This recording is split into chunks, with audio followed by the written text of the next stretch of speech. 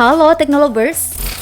Saat ini banyaknya konflik antar negara membuat dunia militer jadi menegangkan. Konflik berkepanjangan selama puluhan tahun melanda dua negara yang dulunya pernah harmonis. Korea Utara dan Korea Selatan kini jadi musuh bebuyutan. Lantas mengapa kedua negara ini saling bermusuhan? Bagaimana mereka mempersiapkan diri menyambut perang sewaktu-waktu? Inilah perbandingan kekuatan militer Korea Utara versus Korea Selatan. Sebelum lanjut, jangan lupa klik tombol subscribe dan bel notifikasi, karena tiap hari teknologi populer bakal hadir menyuguhkan informasi menarik yang pastinya menambah wawasanmu. Korea Utara dan Korea Selatan akan jadi musuh abadi. Anggapan yang meluas ke penjuru dunia ini seolah memberi isyarat terkhusus untuk kedua negara bahwa perang akan terjadi di masa mendatang. Sejatinya mereka pernah menjadi satu.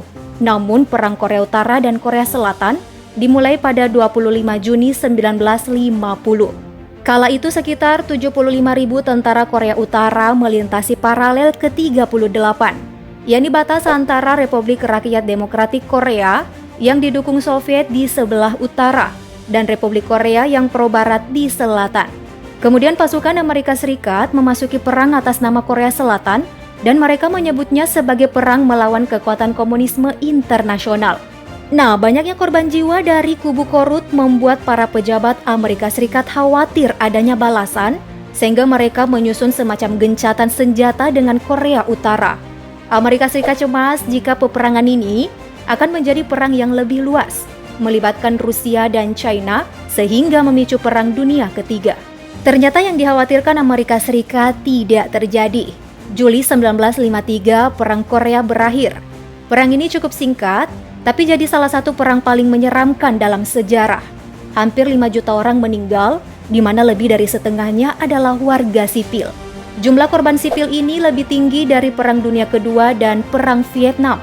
Nah, sejak awal abad ke-20, wilayah semenanjung Korea yang jadi bagian dari Kekaisaran Jepang. Setelah kekalahan Jepang pada Perang Dunia II, Amerika Serikat dan Soviet jadi penentu soal wilayah ini.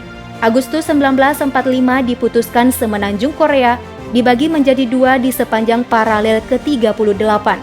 Rusia menduduki daerah utara dan Amerika Serikat menempati wilayah selatan. Di selatan, diktator anti-komunis Syngman Rhee mendapat dukungan dari pemerintah Amerika Serikat.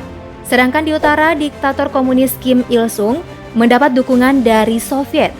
Nah, kedua negara yang jadi pendukung yakni Amerika Serikat dan Rusia yang sudah bermusuhan setelah pecahnya Perang Dingin, tentu saja membuat kedua diktator Korea memiliki pemisah, sehingga wilayah mereka pun tak lagi menyatu. Dengan demikian, kedua negara masih berstatus perang setelah Perang Korea berakhir pada 1953 dengan gencatan senjata, bukan dengan kesepakatan damai. Jadi, tak heran jika muncul gesekan-gesekan kecil yang berujung konflik senjata terus dilakukan kedua negara. Lantas jika perang pecah kembali, siapakah yang akan jadi pemenang? Mari kita lihat kekuatan militer kedua negara ini. JFP menempatkan Korea Selatan di ranking ke-6, sedangkan Korea Utara jauh di ranking ke-28 dunia. Jika ditotalkan prajurit masing-masing negara, Korea Utara memiliki personil lebih banyak dari Korea Selatan. Padahal dari kepadatan penduduk, Korea Selatan dihuni lebih dari 51 juta jiwa, sedangkan Korea Utara lebih dari 25 juta jiwa saja, yang berarti setengah dari penduduk Korea Selatan. Wah, Korea Utara benar-benar mempersiapkan warganya terjun dunia militer rupanya. Nah, berikutnya mari kita lihat bagaimana armada militer mereka. Beginilah perbandingan jumlah armada udara yang dimiliki masing-masing negara. Jelas ya, Korea Selatan memiliki lebih banyak armada tempur dari Korea Utara. Korea Utara bahkan tidak memiliki sama sekali unit pesawat misi khusus dan kapal tanker yang biasa digunakan operasi lini udara. Oke, next, bagaimana dengan armada darat? Kembali Korea Selatan unggul atas Korea Utara. Kekuatan darat Korea Selatan begitu didominasi dengan kendaraan lapis baja menyusul unit artileri mereka. Sementara Korea Utara juga sama mengandalkan kendaraan lapis baja menyusul unit tank yang dimiliki. Oke, lanjut kita melihat kekuatan laut keduanya. Kali ini Korea Utara balik mengungguli Korea Selatan seperti yang terlihat dari infografis berikut. Meskipun Korea Utara tidak memiliki kapal perusak dan kapal korvet, Namun kapal patroli mereka cukup banyak, begitupun kapal selam yang dimiliki. Terlihat juga kedua negara sama-sama tidak memiliki seunit pun kapal induk.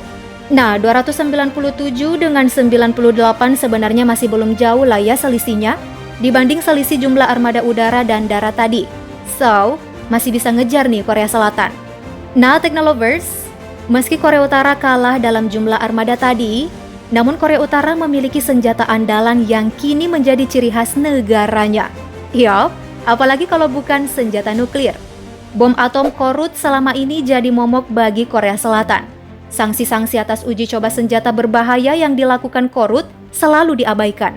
Bahkan, mereka terus mengembangkan dan menguji rudal balistik antar benua atau ICBM yang mampu membawa hulu ledak nuklir. Korut mengklaim ICBM miliknya sanggup menembakkan nuklir hingga jarak 1000 km yang dapat mengincar wilayah manapun di Korea Selatan. Sedangkan Korea Selatan tidak memiliki senjata nuklir. Nah, meski tidak diketahui berapa jumlah bom nuklir yang dimiliki Korea Utara, para intelijen Amerika Serikat memperkirakan Korea Utara punya antara 10 hingga 13 senjata nuklir. Sejak 2006 hingga 2017, 6 kali uji ledak nuklir dilakukan negara yang dipimpin Kim Jong-un itu. September 2017, uji ledak terbesar, di mana kekuatan rudal nuklir Korut mencapai 200 kiloton. Kekuatannya bahkan di atas kekuatan bom nuklir Amerika Serikat yang dijatuhkan di Hiroshima pada 1945, yakni 16 kiloton.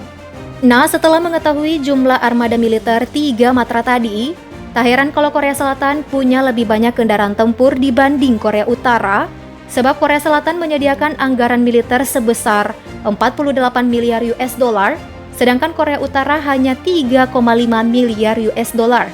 Jauh selisih anggaran militer dari kedua negara ini.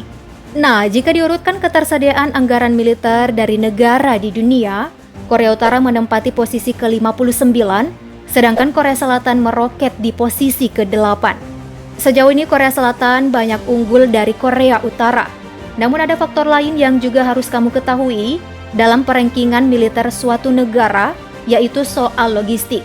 Apa sajakah yang mencakup di dalamnya? Kelihatan nih, kembali Korea Selatan unggul dari segi logistik. Angkatan kerjanya begitu banyak, belum lagi armada laut dagang mereka yang mencapai ribuan.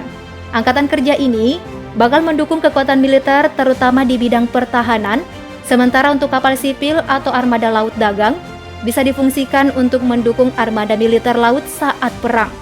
Adapun infrastruktur lainnya juga akan menjadi jembatan untuk masing-masing negara dalam mempertahankan keutuhan wilayah mereka.